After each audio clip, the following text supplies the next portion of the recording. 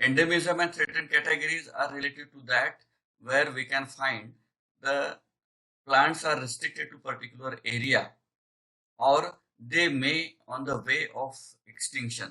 आणि म्हणून अशा कॅटेगरीजला आपण थ्रेटन्ड कॅटेगरीज म्हटलेलं आहे. So these topics today we are going to discuss with. So first of all, we start with the general introduction about the biodiversity.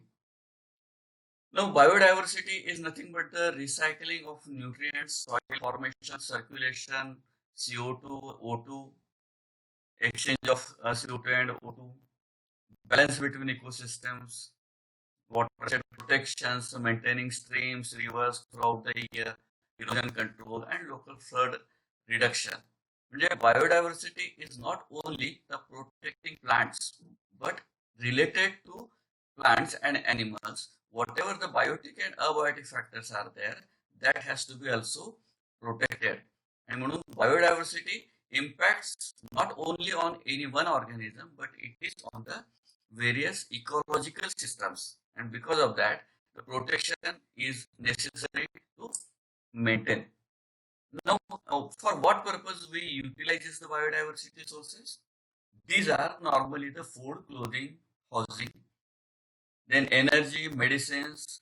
These are all resources which are directly or indirectly linked with the variety of biodiversity present on the earth. Means if we are collecting food from any plant, it is directly related to plant organism. If it is the non-veg, it is directly related to that organism.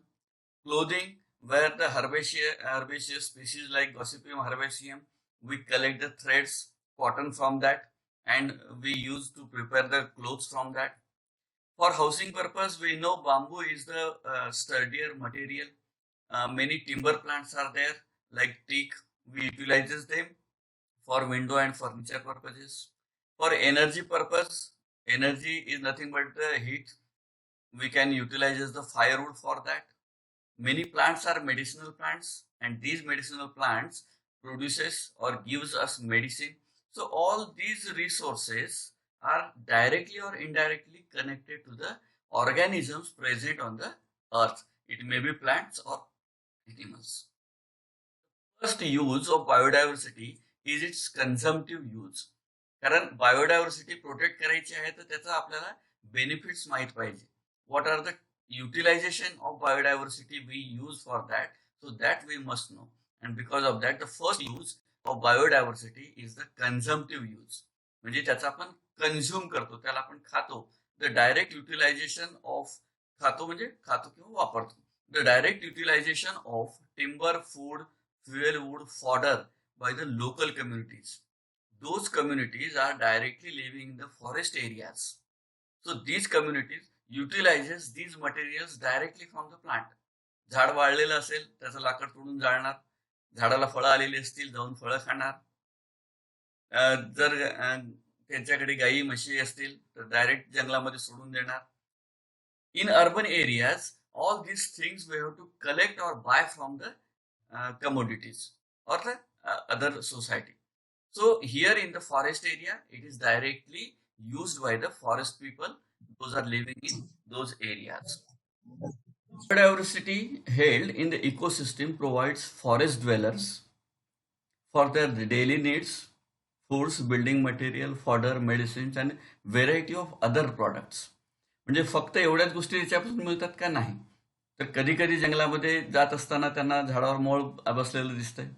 They have to collect that honey from that honeycomb. So such of the variety of products and variety of resources are present in the forest, and these resources utilized by the forest man or the communities which are residing in the forest areas.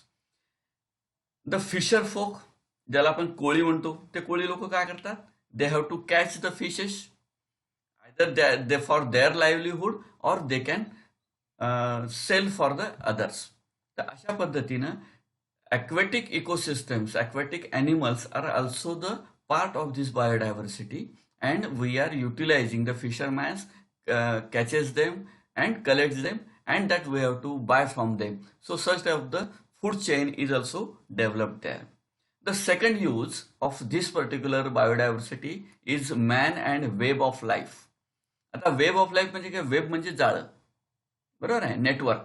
So web of life, माणूस आणि त्याच्या versus web of life, ज्याला आपण food chain म्हणतो, तर ही आपल्याला सगळीकडे distribute झालेली दिसते.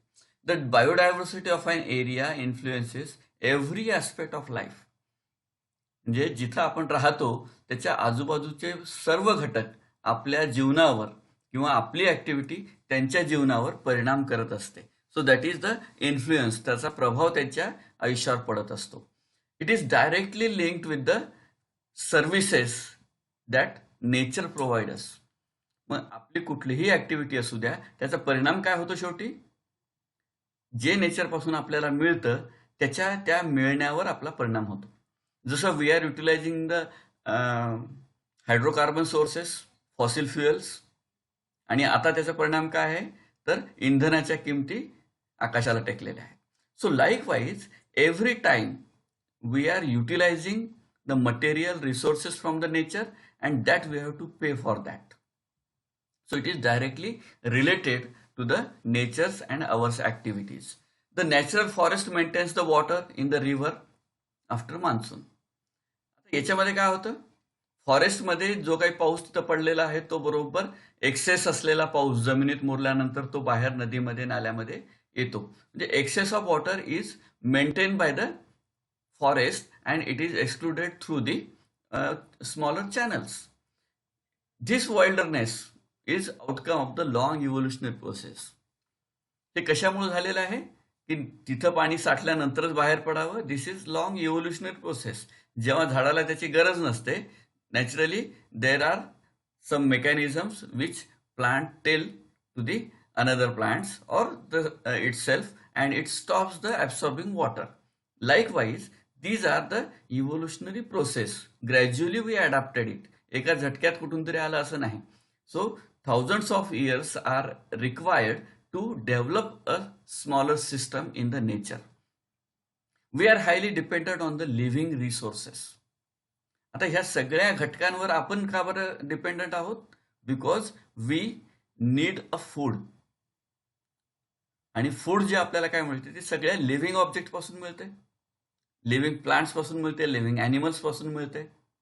त्याला आपण मारतो नंतर, हा भाग वेगळा आहे. Take the example of any grain.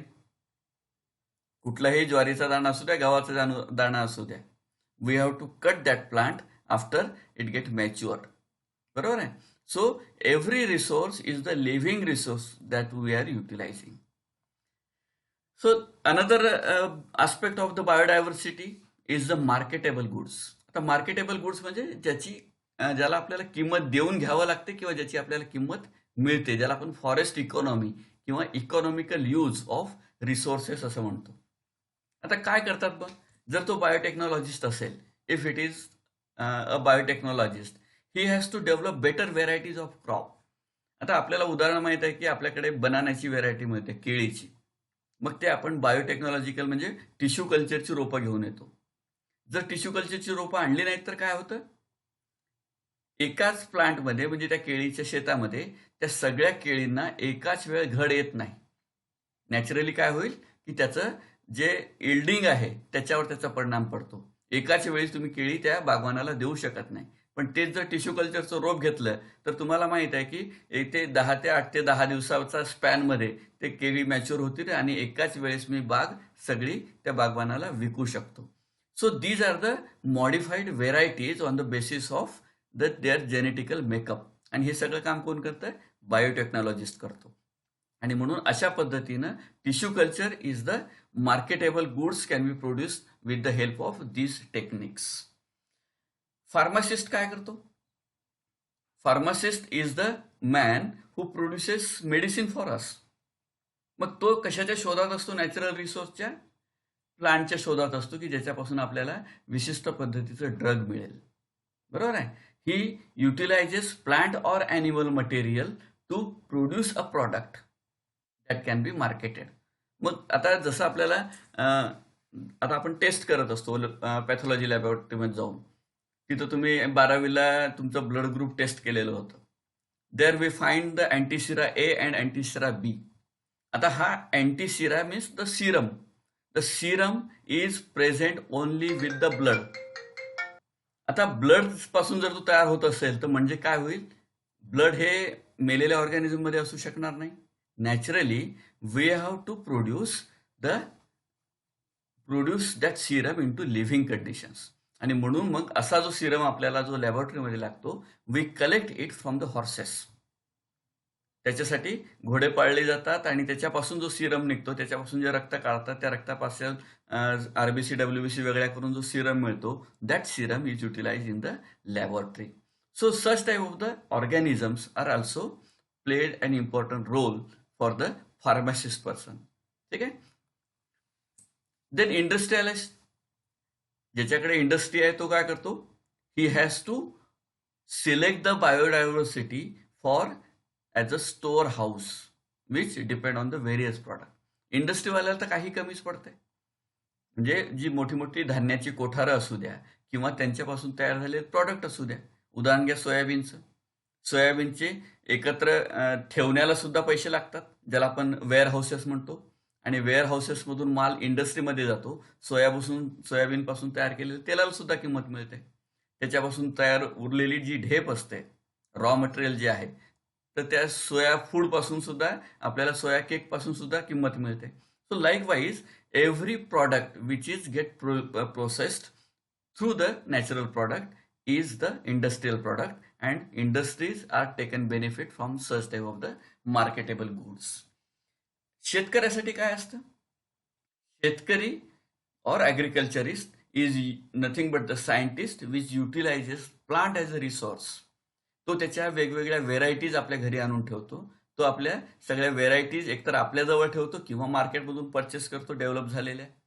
आणि पूर्वीचे जे शेतकरी होते त्यांच्याकडे बियाण्याच्या काही तेव्हा कंपन्या नव्हत्या naturally. So the agriculturist is to collect the seeds, so the seeds and eat the crop which directly related to the society.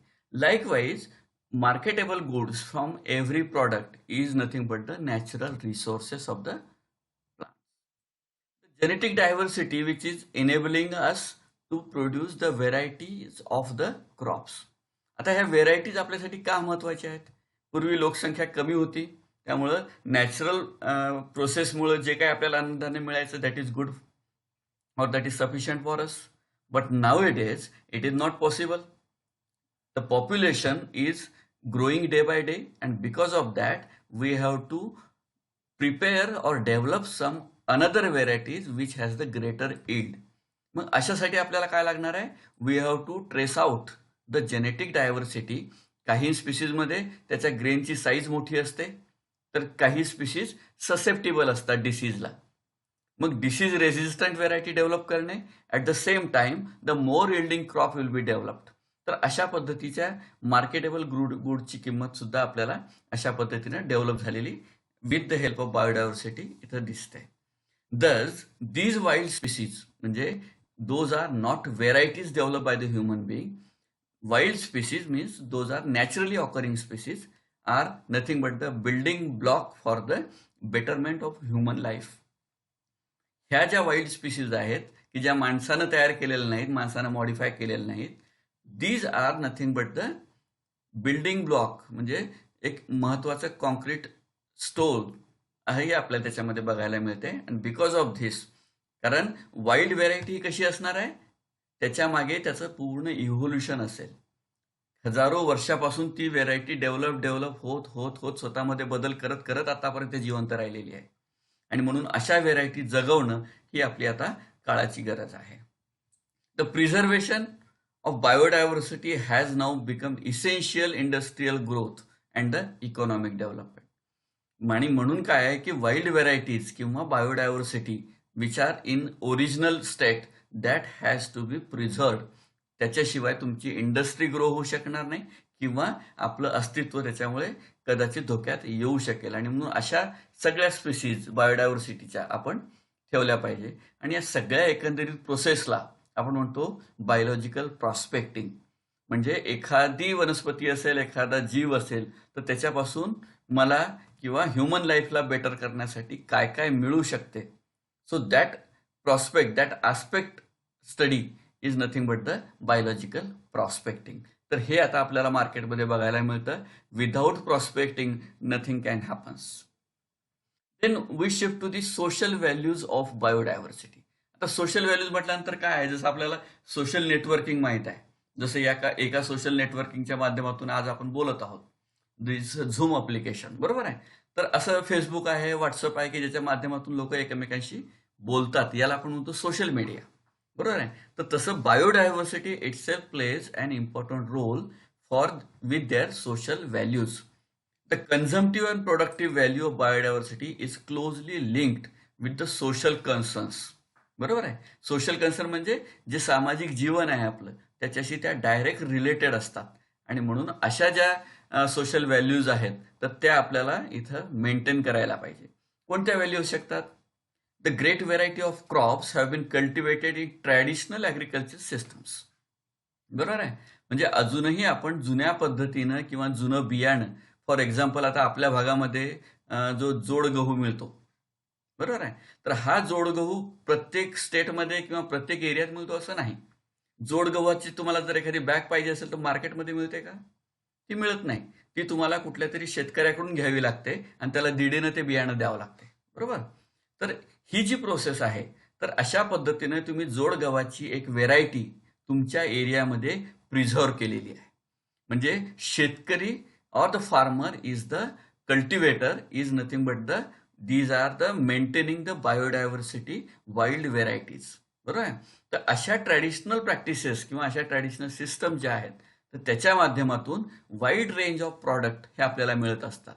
आता प्रत्येक ठिकाणी हायब्रिड व्हेरायटी पोहोचू शकते का? नाही. आता एखाद्या जंगलामध्ये आहे की जिथं दुकान नावाचा प्रकार माहीत नाही, तर तिथं एखादं बियाणं पोहोचू शकेल का? नाही. But still they are living. And this living is nothing but the promoting agricultural system which are traditionally coming towards them. आणि म्हणून ती प्रोसेस आजही तिथं जिवंत राहते. ह्या सिस्टमला आपण म्हणतो सोशल व्हॅल्यू. म्हणजे बायोडायव्हर्सिटी मेंटेन होत आहे, पण कशाच्या माध्यमातून? सोशल प्रॅक्टिसेसच्या माध्यमातून. In recent year farmers have begun to receive the economic incentive. म्हणजे शेतकऱ्याला आता थोडंसं त्याच्यामधून पैसा मिळायला लागलेला आहे. And it started the growing cash crops. कशाच्या बाबतीत?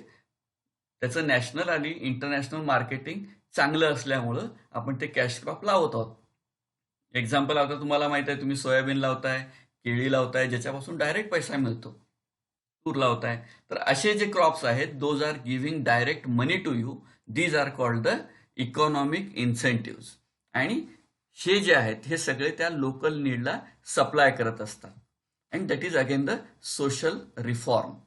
This has resulted in the food shortages, unemployment, and the landlessness and increased vulnerability to drought and floods.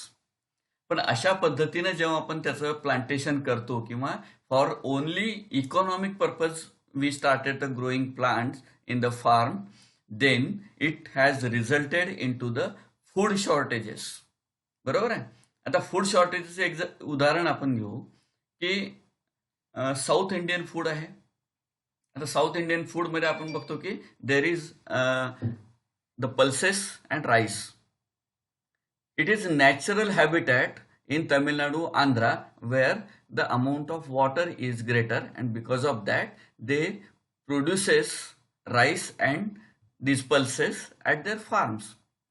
पण नंतर पूर्ण भारतातल्या लोकांना नव्हे, जगातल्या लोकांना इडली आणि डोसा पचायला सोपा असतो म्हणून बरा वाटायला लागला. Naturally in those particular areas demand of that rice and dal is increased and gradually it has resulted in the food shortages. आता सगळं सरकार आपल्याला माहित आहे तांदूळ आणि डाळ विकत घेत आहे.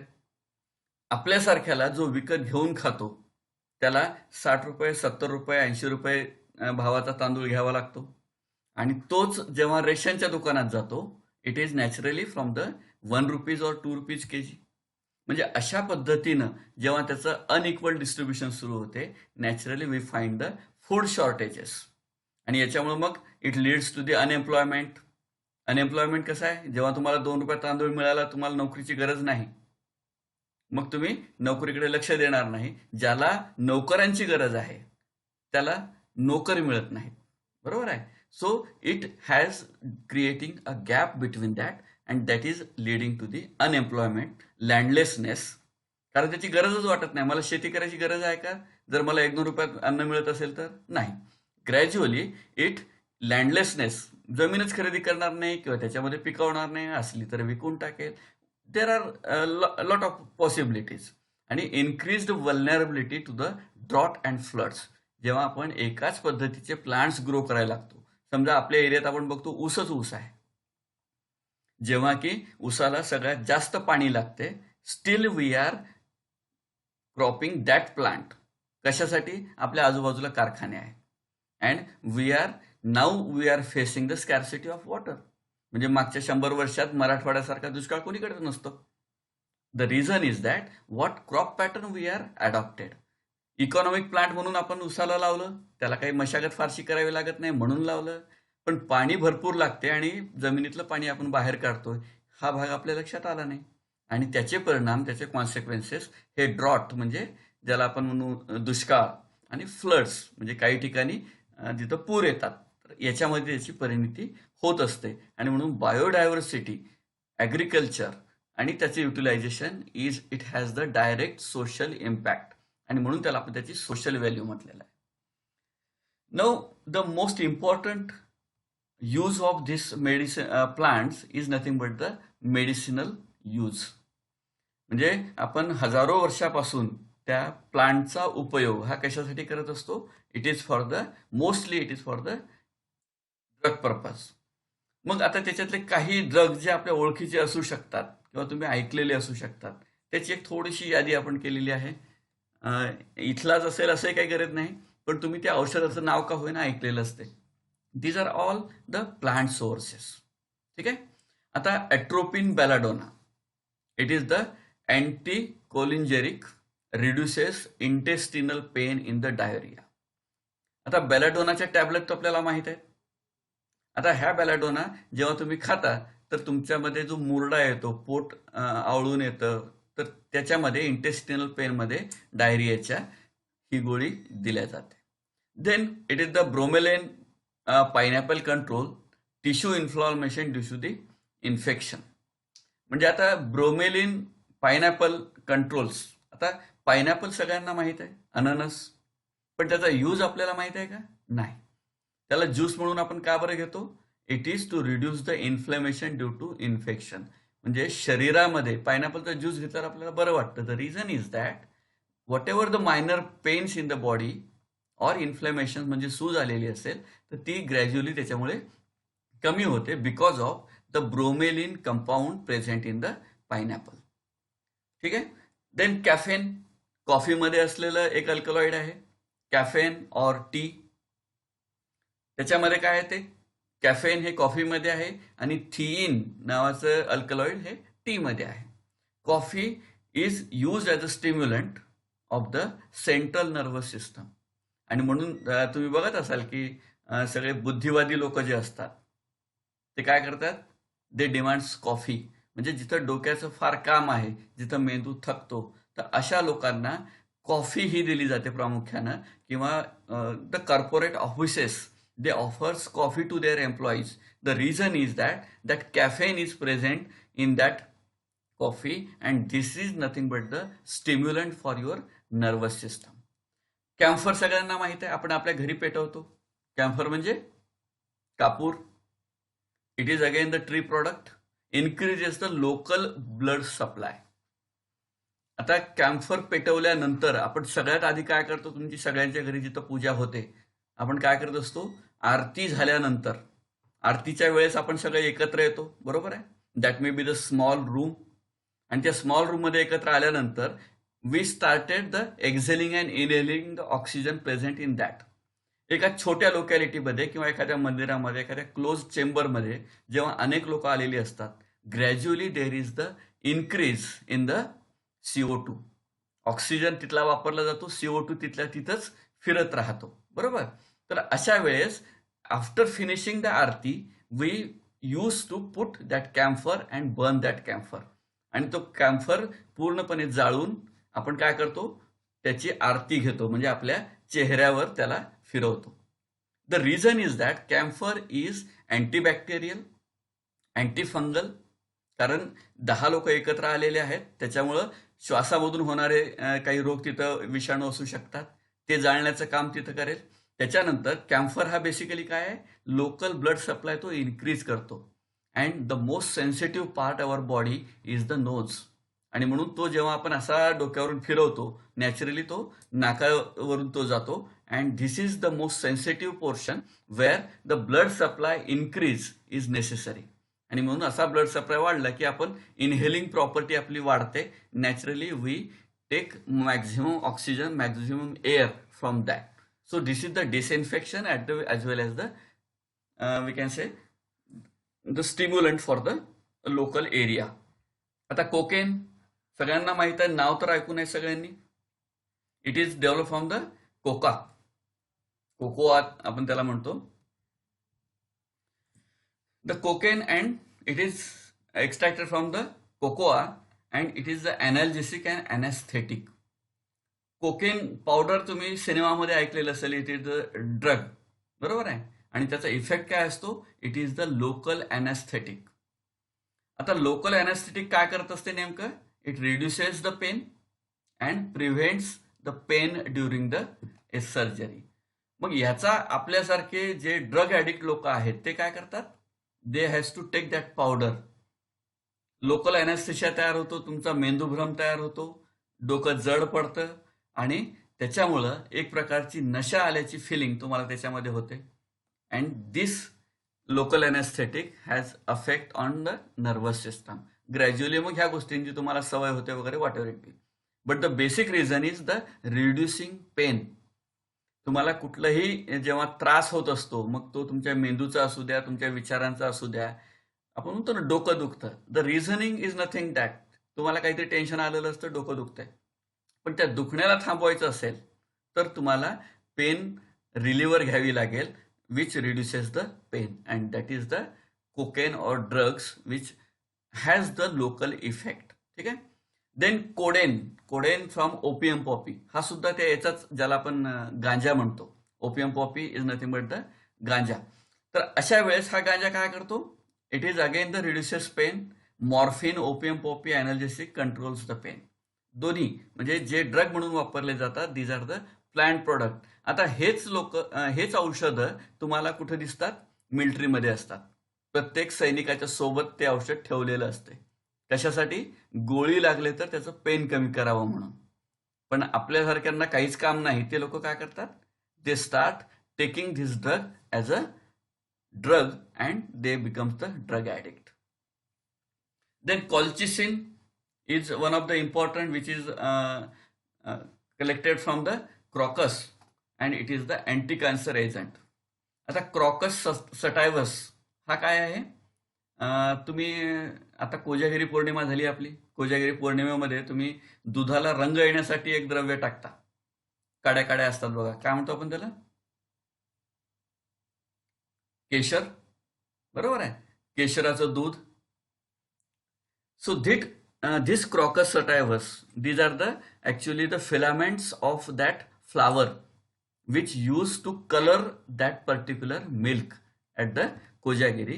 It also has the colchicine, बरोबर. त्या प्लांट मध्ये कॉल्चिसिन सुद्धा आहे and it has the anti cancer property. म्हणजे नुसतंच दूध आपण आता म्हणतो ना, दूध पिलं पाहिजे, त्याच्यात केशर टाकलं पाहिजे, बदाम टाकलं पाहिजे. It is not the fancy products. Everything has its the medicinal use. आणि म्हणून जेव्हा तिथं वर्षातून एकदा जरी तुम्ही त्या पद्धतीचं दूध घेत असाल किंवा वर्षातून अनेक वेळा ते दूध घेत असाल, तर naturally you are preventing the cancer to enter in to your body. Then digitoxin, digitalis purpurea म्हणून एक प्लांट आहे, where digitoxin is nothing but the cardiac stimulant and used in the heart diseases. हा तुमचं heartbeat किंवा ज्याला आपण म्हणतो की blood pressure, it regulates the blood pressure. आणि म्हणून सगळ्यात महागडं औषध जे आता हार्ट अटॅक आल्यानंतर तुम्हाला तिथं दवाखान्यात दिलेलं जातं, 5,000चं इंजेक्शन, 25,000चं injection. So these are the digitoxin collected from the plant. Digitalis, common नाव त्याचं फॉक्स ग्लो आहे, but it is digitally spurpurea. Diosgenin, dioscorea आपल्या सगळ्यांना माहित आहे, बहुतेकांच्या घरी ते झाड असेल, बिग हार्ट शेप्ड लिव्स, त्याच्यावर नर्व्स असतात. And this diosgenin are the wild yams. Yams म्हणजे रताळे जसे असतात की नाही, कंद, तर त्याला याम्स म्हणतात. तर हे कंद कुठं मिळतात आपल्याला? जंगलामध्ये मिळतात.